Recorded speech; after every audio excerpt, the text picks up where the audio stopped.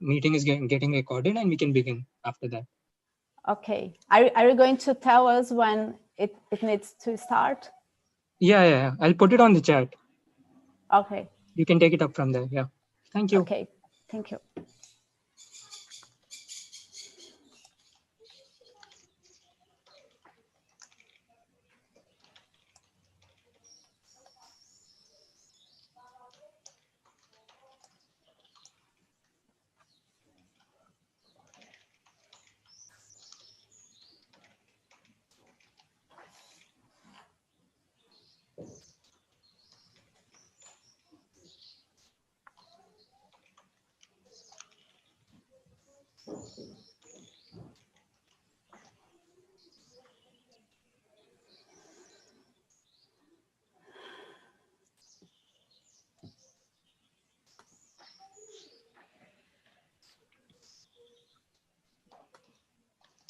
Hello all. I hope you and your loved ones are doing well.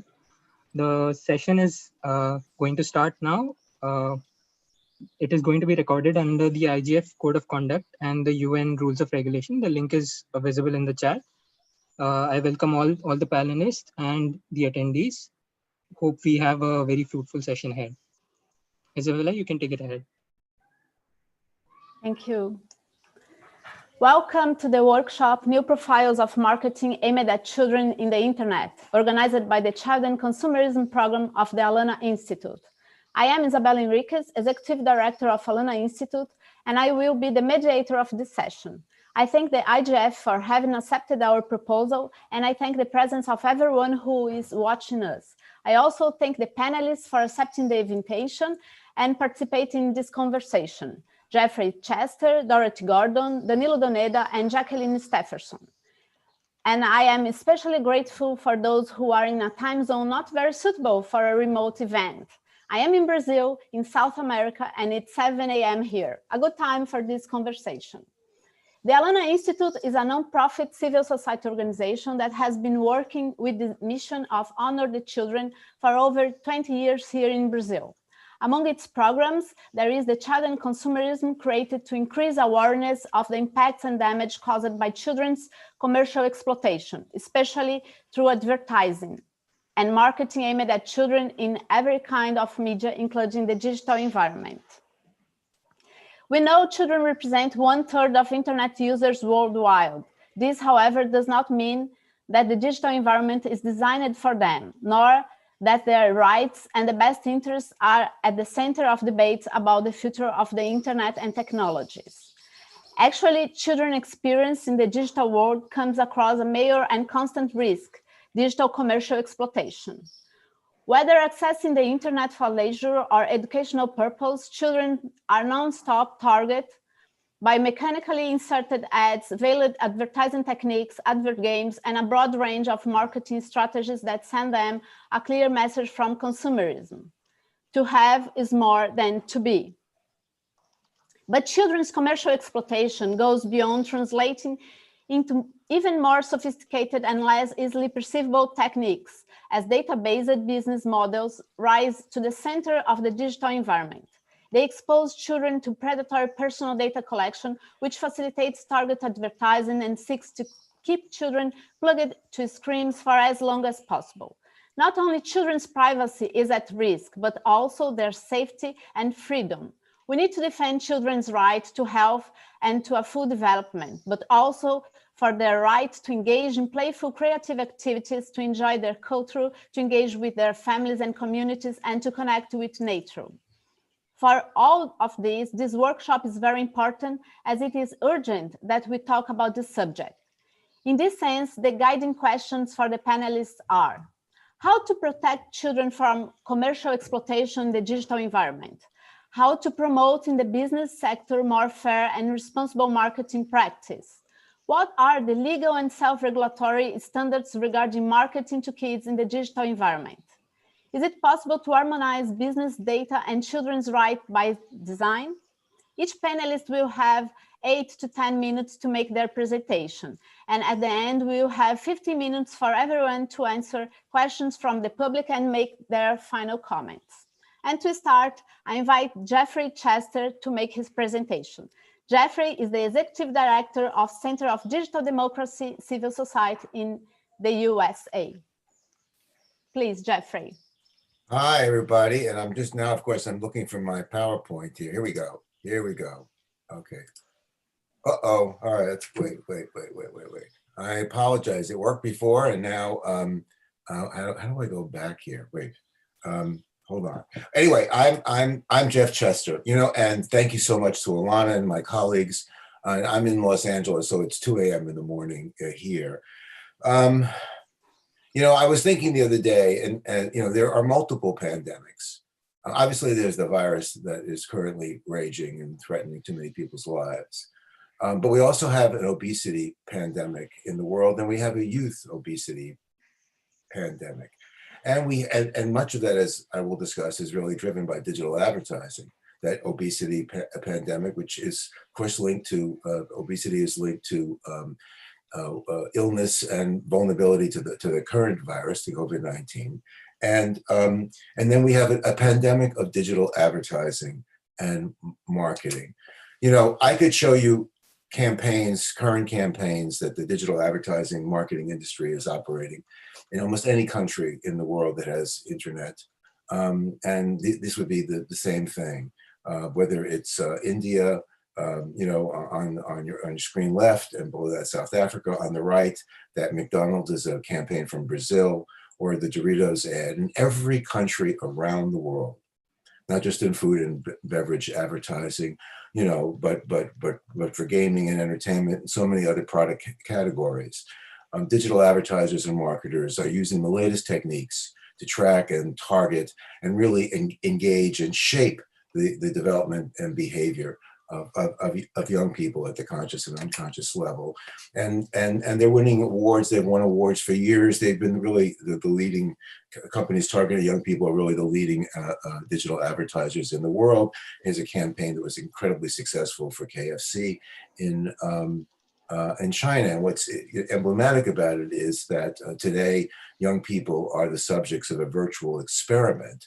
Incredibly powerful advanced techniques are being used, including artificial intelligence and machine learning, to really understand them and shape their behavior and involve them, for the most part, in commercial activities.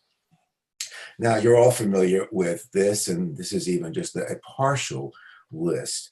And as we know today, in terms of digital advertising and marketing targeting young people, so we're talking about children and teens, there's not kind of one distinct campaign. There's not one campaign, a marketing environment that only focuses on one technique. These are all a set of integrated techniques.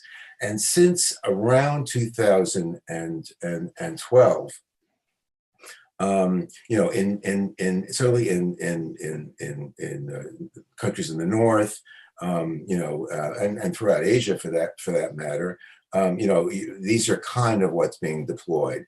And what's really critical is this: that today, as we all know, as you're tracked regardless of your device. And all the information, regardless of the device and regardless of the screen, even for children, is collected. You're identified, so you can be targeted anywhere at any time.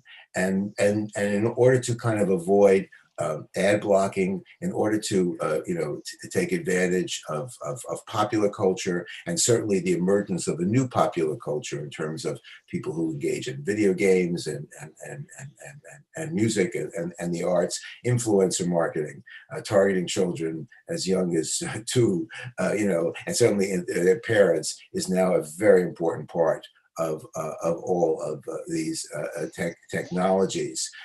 So this is just a sense of where we're at. And I'm going to try to do 2 things in the few minutes that I have. I'm going to kind of talk a little bit more about what's going on now and kind of where we started. Why is there more commercial targeting of young people now? Yes, it's also because if they're fortunate, they're born into a society that's connected one way or another to the internet, whether it's a mobile phone, or if they're economically fortunate to have devices in the home. But young people are the key market. Not only do young people have lots of money to spend the industry continually does this research to document how influential, for example, Facebook did this, how influential children are in so-called pesture power. So not only are children influential, but they are early and very key users. In fact, they help ultimately guide parents in terms of what kind of subscriptions to buy for streaming video. And streaming video is exploding as a very powerful and important new business. It's really the next generation of television. So young people are a very key market for all of these digital products and services. The industry is going through a tremendous amount of investment, both venture capital funding, for example, companies like Pepsi and Coca-Cola are actually doing their own venture, and McDonald's are actually doing their own venture funding here, in order to get these new technologies early on so they can target children. And most recently, the well-known gaming company, Epic Games, Fortnite, bought one of the leading companies that is engaged now in marketing and advertising to children. So it's a huge market. So you're seeing, why is this moment incredibly important? Why do we have to develop safeguards right now? Because the industry sees huge amounts of money and are targeting children at the earliest ages with the most powerful applications. And this is just kind of the summary to think about this. Now, what also is different about today? I mean, when I talk about 2012, because that's when the broad use of high-speed computers to target people through advertising, called programmatic advertising, began to evolve as what is now the dominant form of advertising around the world. So there's a big data system that's constantly engaged in analytics and making a split second decisions about who to target, which is why parents cannot control this process whatsoever. In the last 4 or 5 years, AI and machine learning at Google, at Facebook, and indeed most of the leading brands now make determinations about the best ways to target people. They're using machine learning for contextual advertising. We may talk about contextual advertising. Companies are saying contextual advertising is, quote, safe for children, but indeed not through the machine learning system that's currently operating. And what's very important is that the industry has evolved its ability to understand when you watch an ad and what happens consequently, including what you buy at the store. And I would say that I do think 2021 is an important moment for us, both in our own country, and we're very hopeful about the incoming Biden administration, if we get an incoming Biden administration, and our work together with colleagues like Alana, and for industry to step up to the plate and do much more than they've been doing to get new policies and safeguards through. But I want to just quickly tell people, kind of where we came from. I've been doing this since the early 1990s in the United States. We evolved really as a group, in part looking at television, children's television, and as well as issues involving adults, monopolization of our broadcast and cable medium, but we looked at kids. And already by 1994, 1995, when it was then the information superhighway, the industry saw young people as a target market, and there were no public policies. So my organization, which was then called the Center for Media Education, we documented these problems. We showed how the marketers wanted to go after kids. In a famous case that we exposed, Warner Brothers was telling young kids, be a good citizen of Batman, and fill out the census, namely go online and tell us everything about yourself and your parents and all that. Huge amounts of data collection. So we issued a report, began a campaign, and that led to the passage of COPPA in 1998, which was one of the first children's privacy laws. But you have to see it as a marketing law, because the Achilles heel of the digital marketing industry is data collection, and if in fact they have to ask for permission to get data collection, opt in versus opt out, it makes it very, very difficult. So we got a law through, and it was hard to even get that law through. And in 2012, we were able to update COPPA, and taking, frankly, policies that had been articulated in the European Union, so that all of a sudden cookies and other persistent identifiers were considered personal information. And it's a pretty strong and robust law. And sadly, in the United States, the only people who are protected in terms of their privacy online are those young people under 13. And the reason my organization and our colleague organization, Campaign for Commercial-Free Childhood, we began a campaign in 2015 going after Google for violating our law. I mean, Google was and is the leading provider of children's programming all around the world, yet they refused responsibility that they were targeting kids. And we were able to get the Federal Trade Commission to not only fine them, but to make significant changes so that now Google around the world is no longer able to do data direct digital advertising to children. But so that's where I've come from. I've looked at this now. I don't even want to think how many years. I have to find how many more minutes I have. I don't want to think about how long I've been doing this. But the industry's business model, indeed the business model, has always been the same. It's called one-to-one marketing. And the industry has simply expanded in an incredible way its techniques and capabilities to go after not just young people, but everybody. And there are a number of applications they do which are incredibly problematic for young people, and where they are really engaged, in kind of testing, in trying to impact a child's psychosocial, emotional and cognitive development in ways that, frankly, we don't know what the consequences will be. So the industry's focus on immersion, right? Here to create advertising states where the child kind of surrenders their consciousness.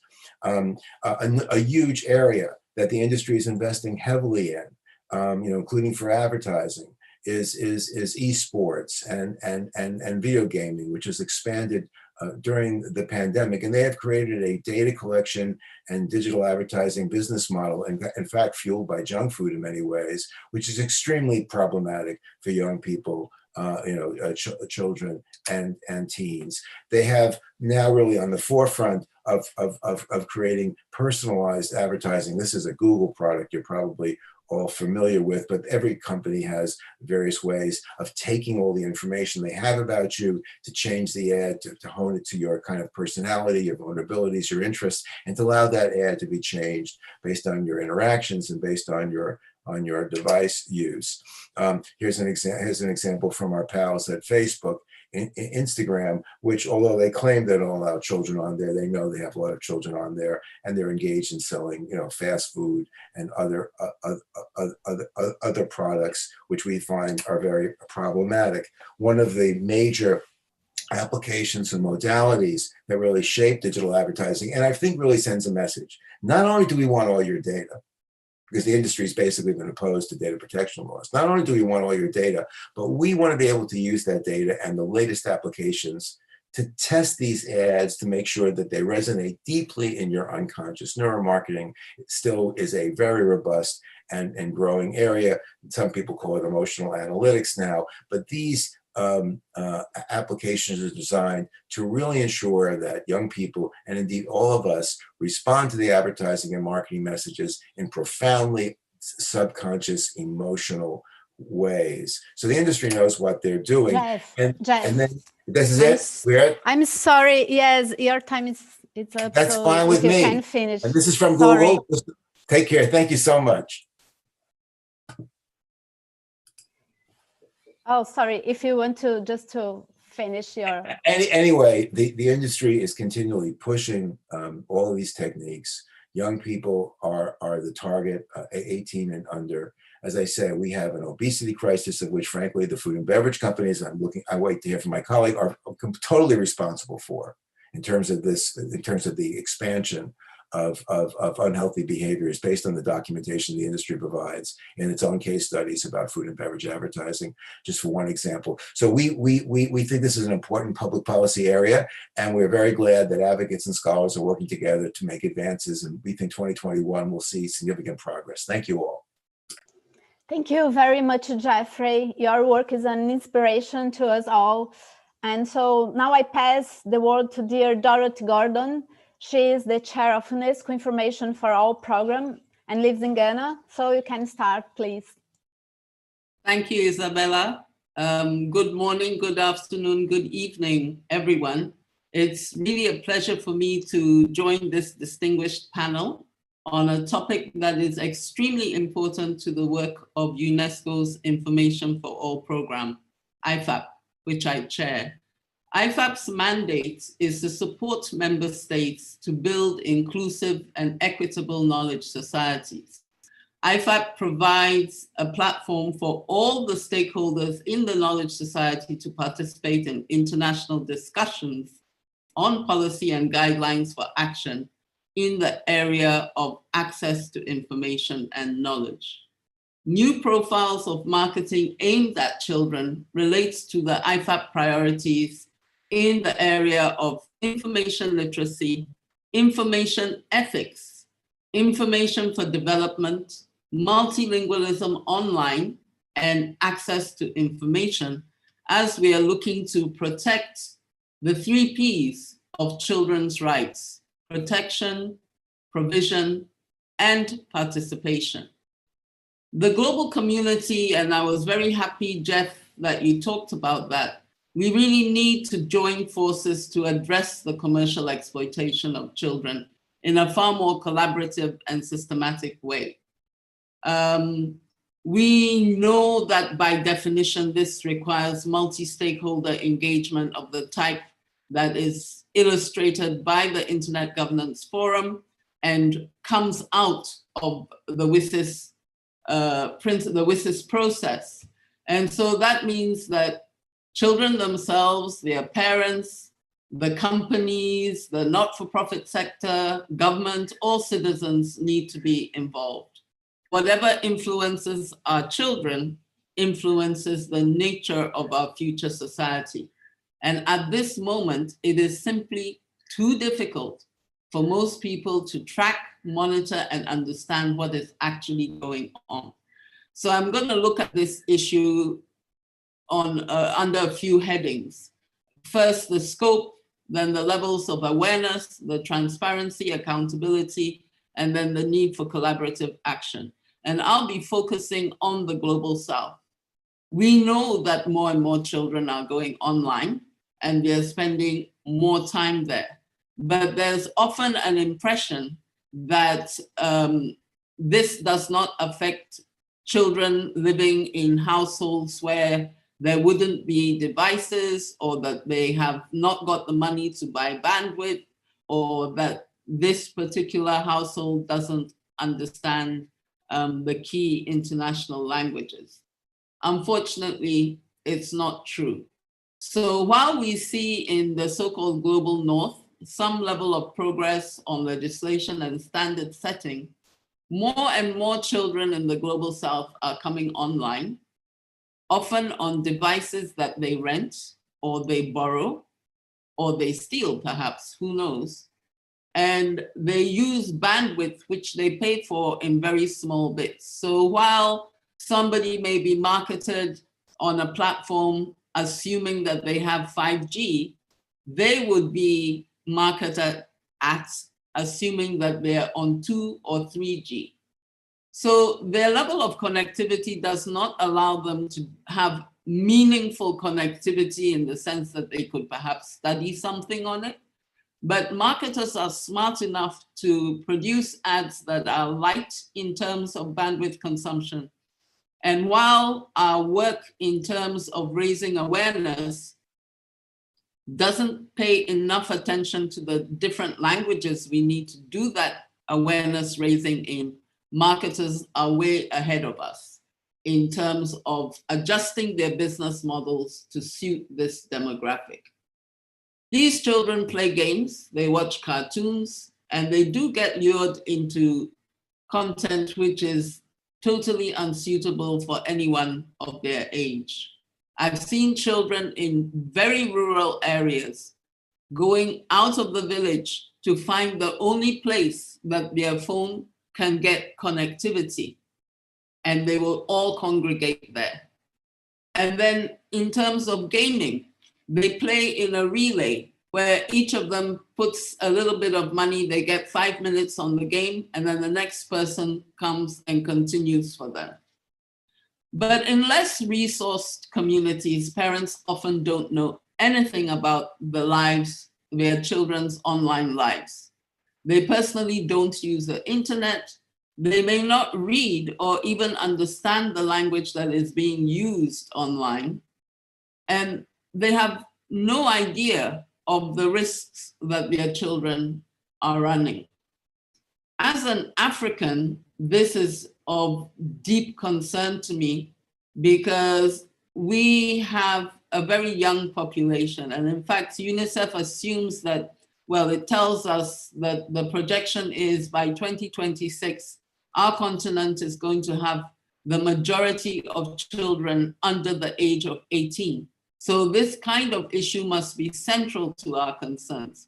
And while there's a limited awareness in Anglophone or English-speaking countries, I find that the discussion around the topic is much weaker in Francophone and Lusophone countries on the continent. So, you know, there's a gentleman called George Monbiot who almost a decade ago talked about the targeting of defenseless children with precision and ruthlessness. And I just wonder what he would say when he looks at the techniques that are available to marketers today. And so it is very clear that institutions like the Alana Institute in Brazil, which hosts this panel, and the many civil society organizations in the Middle East, in small island developing states, Asia and Africa, clearly need more support to work on this issue. We need to address the issues of the underserved, the unserved, and those who are yet to be born. And we need to really work together to equip young people, parents, and their caregivers with the necessary skills to be responsible users and producers of online content. And we have not talked so much about producers here, but let me remind all of us that many of the influencers that are used by marketing companies are themselves underage. So UNESCO advances a set of media and information literacy skills to equip users with necessary skills, behavior, and attitudes online. And I encourage you to look at those resources. Let me now move to the issues around transparency and accountability. And Jeff has touched on this. We are looking at the deployment of new business models using sophisticated behavior modification techniques on digital networks, content services, and applications that are really integral to marketing today. The ubiquity of IoT devices, internet-enabled robots, toys, virtual and augmented reality, automated systems that incorporate artificial intelligence and raise additional concerns about data use and privacy protections, you know, are part of our reality. And then following the rapid digitization that's taken place this year, we now have to be far more concerned about marketing in the context of online education, as well as these new issues of biometrics and biotechnology, which allow you not only to identify by device, but identify by user. And so we don't understand what's going on at that level. There are very few parents that have the time to actually play a game with their kids and understand exactly the nature of the marketing to their children. But at the same time, accountability is another issue because there's a complex web of companies that's involved in marketing to children online, as very often children's data is sold on. And in the countries of the global South, what we see is a different kind of marketing that takes into account the fact that legal systems are less sophisticated, that standards are less clear, there's a general lack of awareness. And so it's more or less a free-for-all for the marketing companies because they assume nobody cares and nobody knows what's going on. If you can look at the problems that Jeff was talking about in the US, even where you have legislation, imagine when your legislation is just so poor. The lines of responsibility are blurred, and so liability becomes difficult to prove. I was just telling the other panelists that I was completely by the Advertising Standards Authority in the UK when they published the results of their monitoring of gambling ads. They used data analytics on child viewing behavior to build customized child avatars. And they found a number of platforms guilty of marketing gambling ads to children. But in many cases, these companies were able to push the blame to third parties. So at the same time of the use of AI techniques to help, at the same time that these techniques of AI can help us to monitor what's happening in our children's online lives, the fact is we don't have the data in many countries. And certainly most governments and not-for-profits in the global south would not be able to create those kind of child avatars. I was just going to tell you a few more things with your permission, Isabel. Let me round up and say Actually, that we are yes? in the limit of time. Okay, just give If me you the could conclude. let me give Okay. you the conclusions. So let me say that we need to build an ecosystem of trust grounded in better information in multiple languages. And we need true multi-stakeholder cooperation. We need to address the use of data analytics to create personalized advertising for a given child. And child rights by design should be the norm. We can work together. And in closing, just let me remind all of us that the Committee on the Rights of the Child is drafting a general comment on children's rights in relation to the digital environment. So please sign on and comment.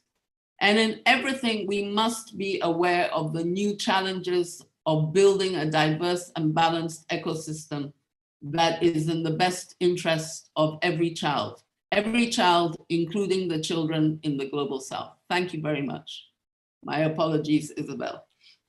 No, thank you very much, Dorothy. It is really essential that we bring to the conversation the realities of multiple childhoods and the issues that most impact children living in the global south. And so also from the global south, I invite Professor Danilo Doneda, co-organizer of this panel and advisor of the Child and Consumerism program at the Alana Institute. Please, Danilo. Thank you very much, Isabella. Thank you for the organization, the invitation. It's an honor to be here. And thank you also the other speakers. And very briefly, I will tackle the issue of internet marketing aimed at children and its relationship to data protection, legislation, and regulation. Firstly, we shall consider that marketing practices developed a lot since the usual broadcast standards that were in place once, and that isn't the reality now for many or maybe most of children, a growing number of children. The resource to personal data to shape and deliver more accurate and efficient ad messages, the children included, considering their profile based on their data, are constantly growing mainstream. And this is a regulatory game changer. It changes a lot of the regulatory standards and practices. We frame it here in Brazil, the actual regulatory landscape for marketing aimed at children is almost useless in several aspects of internet use. Of course, the use of personal data is a tool, is a technological tool that can be used both to children, to the general public. but it has, of course, specific issues when considering their use on children, which are, as Isabella mentioned, nearly 1/3 of internet users, according to some metrics available.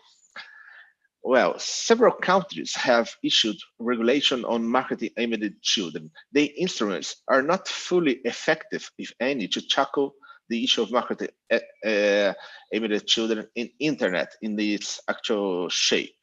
The control of those new marketing practice based on data has become much more difficult because of several reasons. You have a broader marketing space based not only on internet itself, but in several branches such as apps, games, esports, personal systems, connected toys, and others, and even others we cannot even think of right now, but they are being prepared. So you have also the issue of ad messages which are not visible to the general observer, that goes strictly to children. They are kind of something that in the electoral process have been marked as dark messages that most probably exist also for children, and have all the issues of dark partners, which is a mechanism that doesn't seem that are not formally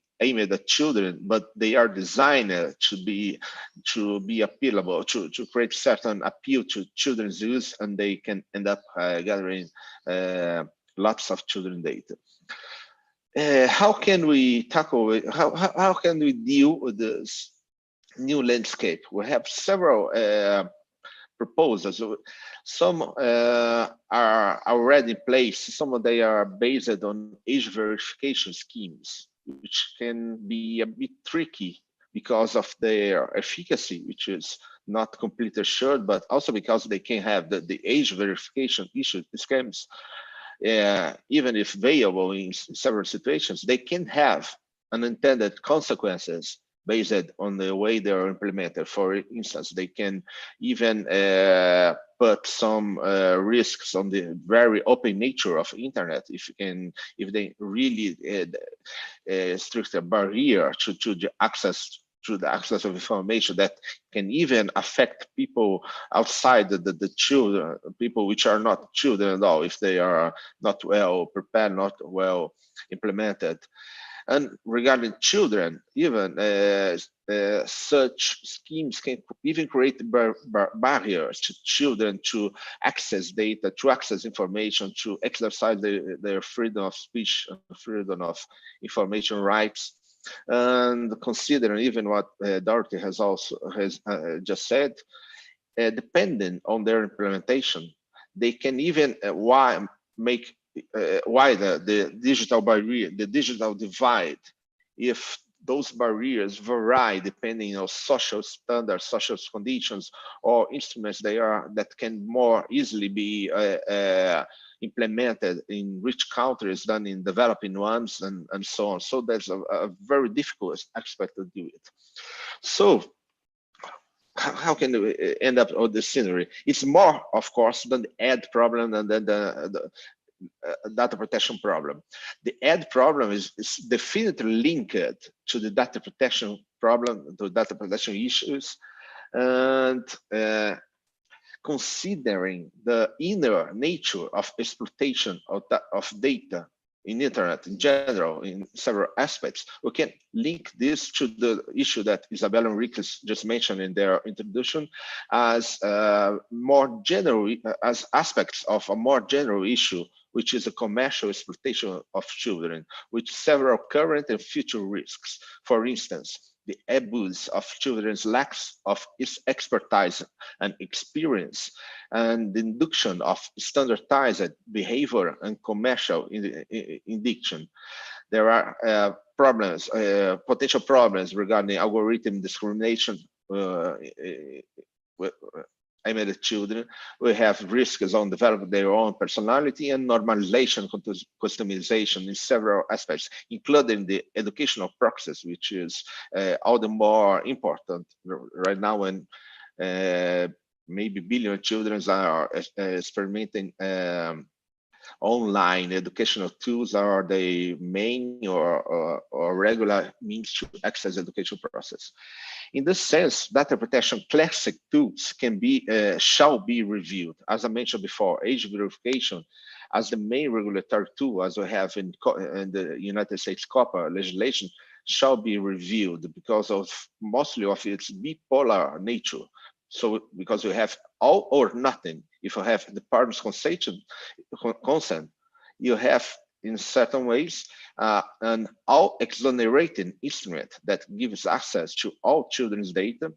And the very issue of the parents or responsible consent is a bit tricky because it puts excessive burden on the parents or responsibles' own knowledge and responsibility, which is not for all certain that they are fully aware of the consequences, which is especially a risky issue in developing countries when most of the time you don't have even a parent to supervise and to exercise fully the inner nature of the consent.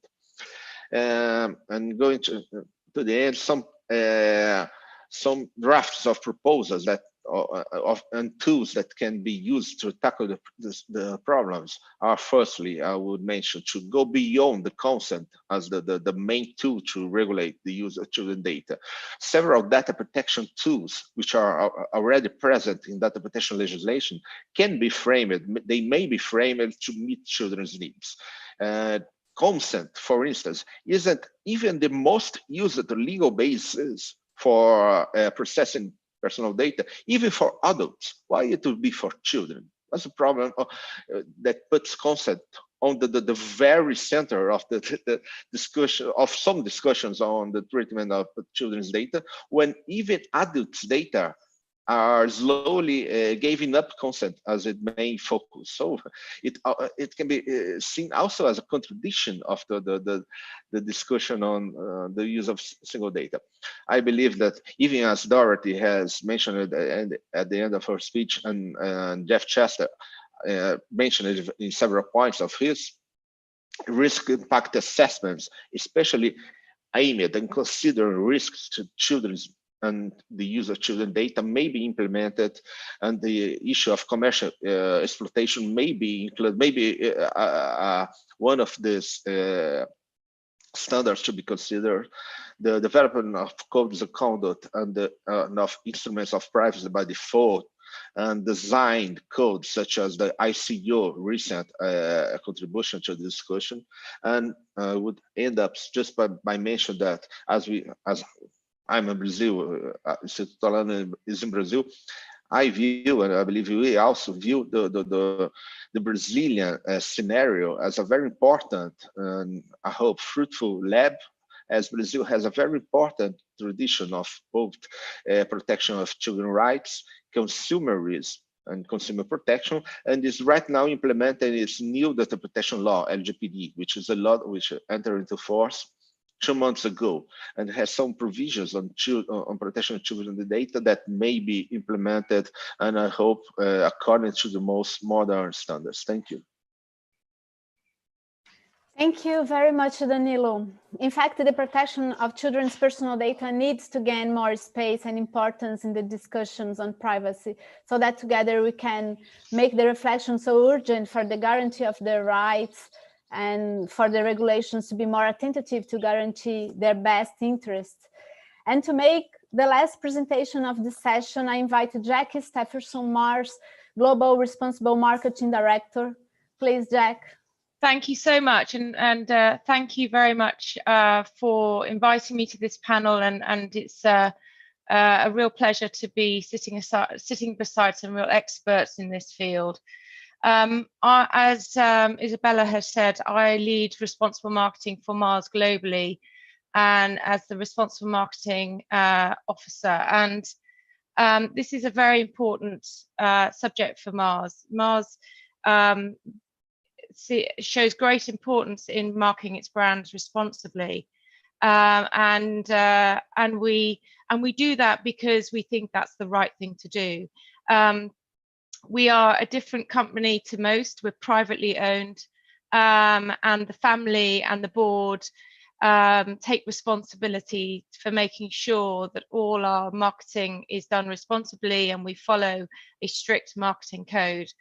And we know that marketing is hugely powerful. It reaches all consumers, it sets trends, it sets behavior change, it shapes consumers' tastes, preferences and actions daily. And it's a very powerful force, and it needs to be used responsibly, and it can really influence people in a positive way, but it also can have very unintended consequences, especially on vulnerable consumers like children, when they're not aware they're being targeted for marketing purposes. So for that reason, Mars takes a very serious approach to how we market our brands. And it's very much in line with our own purpose that the world we want tomorrow starts with how we do business today and our 5 principles. And we believe that marketing should be done responsibly. So we've made a number of commitments. We make sure we protect vulnerable audiences such as children. We make sure that when we use our marketing, we do so for good, and we do it responsibly. And the way our marketing code, as we call it, governs our marketing commitments and our responsible marketing commitments is through looking at placement commitments, but also content commitments. And so we have strict rules for all marketers and all of our agency partners, so all our third parties, that they need to follow. And it's our responsibility as a responsible marketer to ensure that that goes through the whole ecosystem of how our messages are delivered to consumers. So we take responsibility for all of that. So some of the key commitments on this slide with regard to digital are, firstly, that our code is globally applicable. Every single market is treated the same. So recognizing that a lot of the discussion today has been about the global south versus the global north, we see the world as one. And all our marketing communications are covered by our code. And so that means anything new and developing, anything that's emerging is covered naturally by our code. We make sure we protect consumers under the age of 12 and under the age of 13 in digital. So for digital, we use the age of 13, and we define a child audience is where more than 25% of that audience is over that age. We have a clear commitment not to collect any data from children under the age of 16 globally. And we do that so we do not want to collect data on consumers in line with GDPR. We take that as a global standard, and we use all technologies available to us to deliver that standard. So those are the key commitments from on the digital side. From a placement perspective, we have commitments around the appeal of our marketing communications, and we want to make sure that we don't appeal directly to consumers under the age of 13. We make sure that gatekeepers and parents are the ones that make decisions about what their children should eat.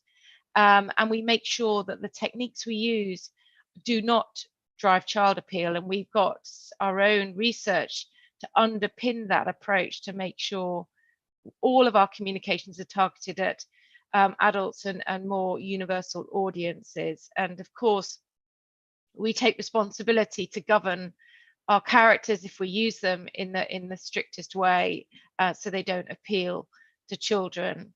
So these are just a handful of the commitments that we hold ourselves to. We obviously need to govern ourselves very strictly, and we try to do that holistically. And you can see on this slide the framework which we follow to govern our marketing. So we audit ourselves through a third party every single quarter, looking at placement as well as content compliance. That reporting is highlighted in our own corporate scorecard through our Sustainable Inner Generation plan that's available on Mars.com. We also issue every year a governance report on responsible marketing and our marketing code that demonstrates our results and the areas that we're working on to improve our governance. And you can see on this slide that we consistently deliver over a 95% compliance on our marketing commitments, and this really makes sure that we are living by what we say. We're walking the talk. We're not just saying this is our policy. We're actually measuring whether we're delivering against that policy. So we have very strict rules, as I've talked about some of them, but some others I haven't, is around obviously the use of influencers, making sure that we never ever work with influencers that appeal to children under the age of 13. We particularly know that children who are themselves influencers under the age of 13 are very appealing to children, and we stay very well clear of that. And actually, one of the frustrations we have as a responsible marketing company is that, unfortunately, on digital, we're not fully in control of where our ads appear and how our products are used. And a lot of what you see on social media is user-generated content. We were recently quoted in an article as to our brands were caught up in kids influencers online. And that was nothing that we endorsed. They were using our products within their own content and posting that online, and we have no control to stop that. We would love to stop that. We don't want our brands appearing in content of kid influencers. Totally against our policy, but we don't have the control to stop that. So where we are in control, we do follow very strict processes, have clear guidelines, and make sure we have full disclosure as well of our commercial relationship with that influencer. We do really acknowledge that children under the age of 18 should have special rights and care and protection, and this is particularly important online, and we recognise that, and hence why we've been working for many years at evolving our policy to make sure we're doing the right thing. But there's a very, very difficult challenge of making sure that our commitments balance those needs to protect consumers, but also empower their decision making and access to information and education for young consumers, which is particularly important. I'm a mum of an 11-year-old and a 13-year-old, and I see the importance that online and social media and being online plays in my own children's lives. And it's important that that responsible marketing thinks about how best we move forward in this world in a responsible way, in a balanced way, and we protect those that are the most vulnerable, which are those under the age of 13, because we know those under the age of 13 don't understand the marketing communications. They don't understand they're being marketed to. They think everything is true, and they don't critique it, and they don't have that cognitive ability. And so it's particularly important that they are protected. But it is important when they're older than 13 that they're given the right decision-making powers, they're able to make their own judgments, and they're helped by the ecosystem and the challenges the digital world is made and designed for adults. And so it's important that brands and advertisers think about that and make sure their ads are very clearly distinguishable as advertising. And we're very careful about what's in the advertising in order to ensure that it's responsible and it's not manipulating and it's not trying to appeal directly to young consumers. So we do take that responsibility very seriously, but it's an issue that needs to be addressed across the ecosystem. It's not something just as a branded advertiser can fully solve on our own. You know, we don't fully control where our ads turn up. We do our best to control it as best as we can. There are massive issues with the internet around fake news, around misinformation, and exploitative information. And so we need to make sure that we are playing our role in trying to change this environment for consumers and protect those vulnerable consumers. And we have actually done that through being a founding member of the Global Alliance for Responsible Media, which is something that was formed over a year and a half ago, and a commitment that advertising-led companies made and this has since grown massively into an uncommon collaboration of not just advertisers, but actual media agency holding companies, media platforms such as YouTube and Facebook and Instagram, as well as industry groups. And we are focusing on this issue together and looking at how we improve the brand safety as well as the social safety of consumers online. And that absolutely includes vulnerable consumers like children. And we have been working for the last sort of 15 months on that, and we're starting to make great progress, but it's a collective effort of all of the ecosystem, not just advertisers. And it's important that we work together. And when we regulate, and if we need to regulate, we consider the expertise of that industry has and make sure that's brought into the regulatory discussion. I think that's really an important point to make. But Mars is very committed to this. We see this as an issue that needs to be faced into, and there's a lot of work that needs to be done, but we recognize that it is a broad discussion and an industry-wide issue that needs to be faced into. So I'm going to leave it there because I think my time is up. Thank you very much, Jackie. Mars is a really good example of a company that has shown good behavior toward children when it comes to marketing. So now I will call Marina Meira, a lawyer from the Child and Consumerism Program at Alana Institute, who will present some questions from the public. The idea is that each of you will have 3 minutes to answer and also to make the final considerations together. And thank you. Please, Marina. So I will try to sum up the questions that popped up in the chat. So I think what we understand from the session, this great session, is that the industry is always one step ahead. Technology is changing all the time, and the use of technology in children. It's hard to actually understand how it's working and how it impacts on multiple childhoods, especially in the global South.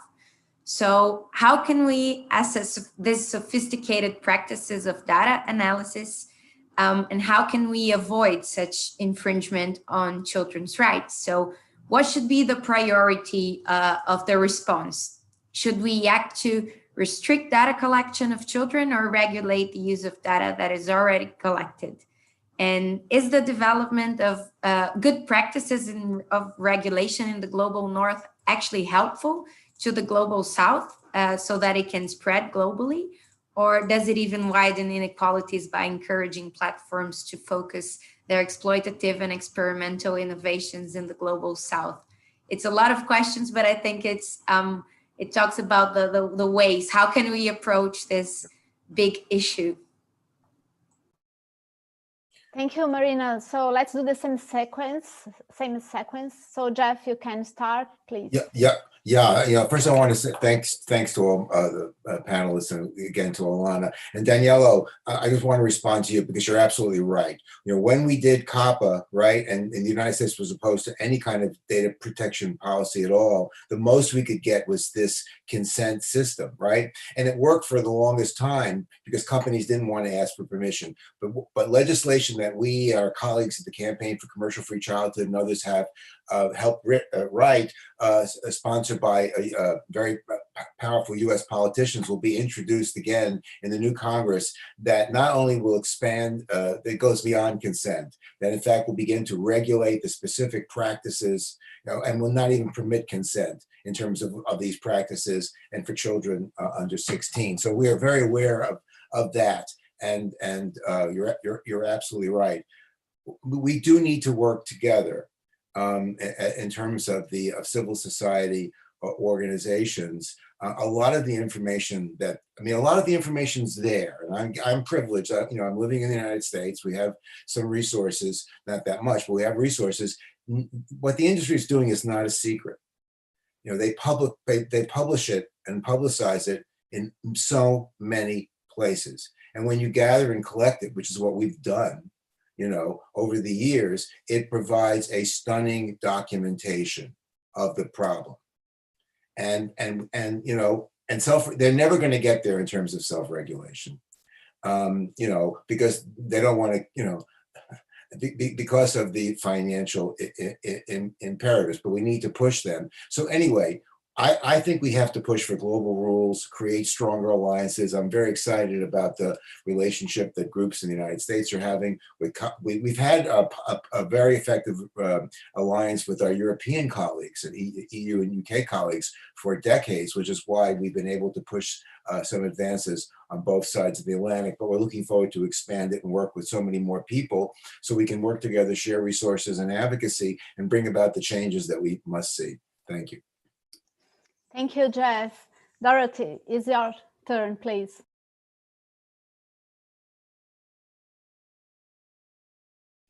I've been so busy listening. It's been so interesting. And thank you to everyone, the panelists, as well as the participants who came up with interesting questions.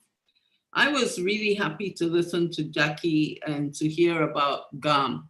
And I noticed YouTube, because YouTube is the number one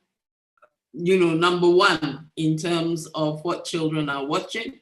And when I checked, my 2-year-old grandson, whenever he goes on YouTube, he experiences a lot of ads. So I'm very happy to see that they're part of GARM. There's clearly a lot of work that needs to be done. I think that as we move forward, everybody agrees we've got to work better. And this question on the progress in the global north, how does it help us in the global south in terms of the regulatory and legal environment? It can help because you can look at the law and then it's much faster to develop your own law, but a law is not enough to make sure that things change. And I think that in general, we have to increase the awareness level of the problem. And we need to understand what is technically feasible in terms of our control of the problem and what is not technically feasible. So for example, when we talk about putting restrictions on the collection of children's data, exactly how are we going to do this and how will we audit that it's actually happening? So I would agree that we need multifaceted approaches, deepening understanding of the technologies that are now being deployed, and associations like the GARM, which, whilst self-regulation is not enough, at least they take us to a certain level.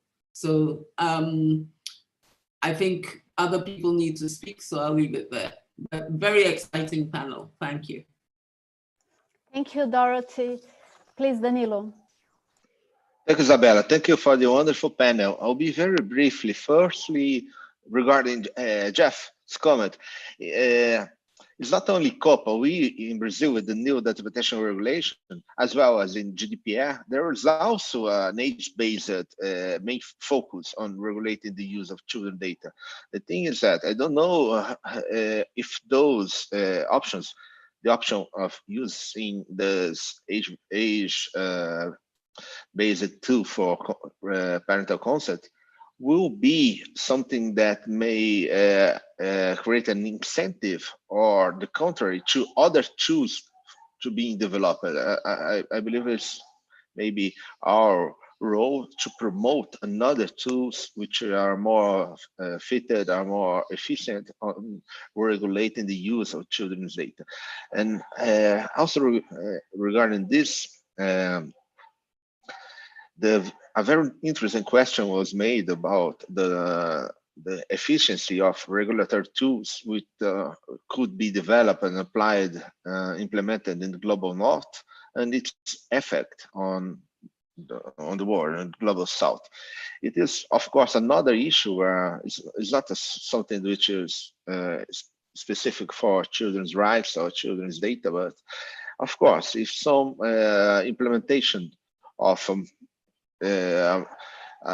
framework for the use of children's data is working in the global north, it doesn't mean automatically that it may work on the global south.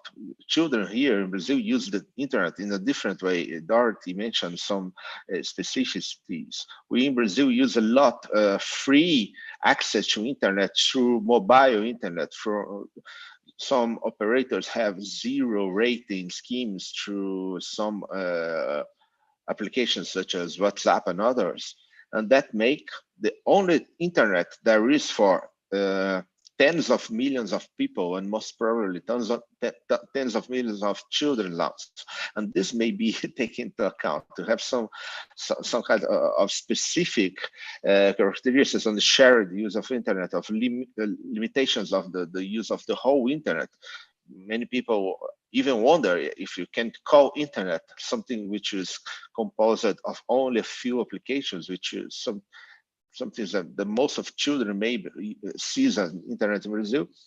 And the main problem would be if something is working in the global north, it may give an impression of the problem is solved, but it's only creating another division in the world. So, of course, more research and more concerns to the specificities of the use, the actual use of internet with children in all different shapes of of countries may be taken into account.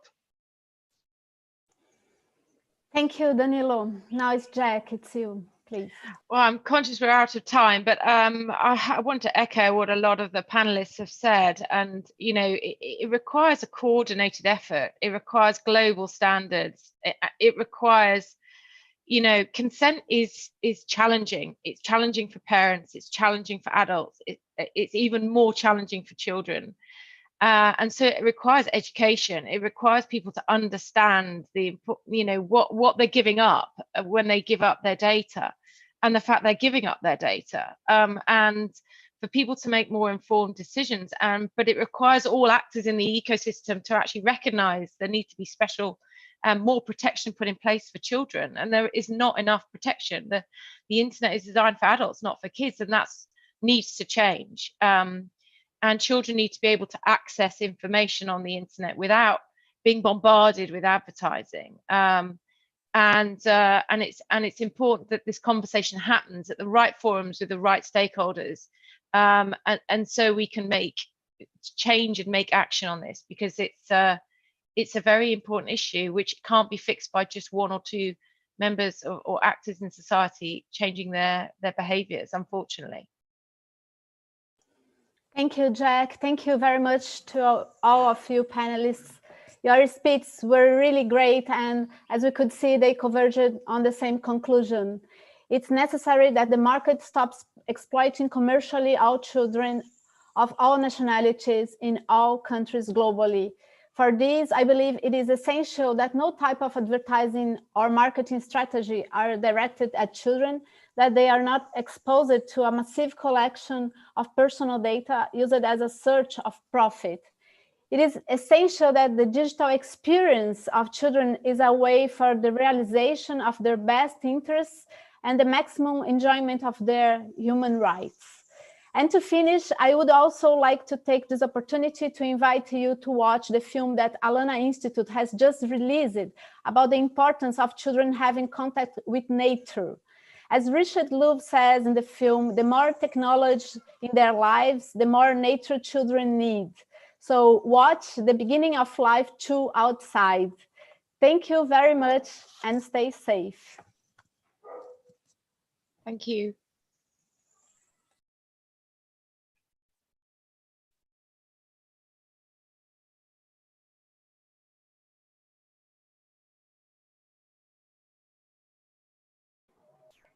Thank you, Isabella. Thank you, Marina.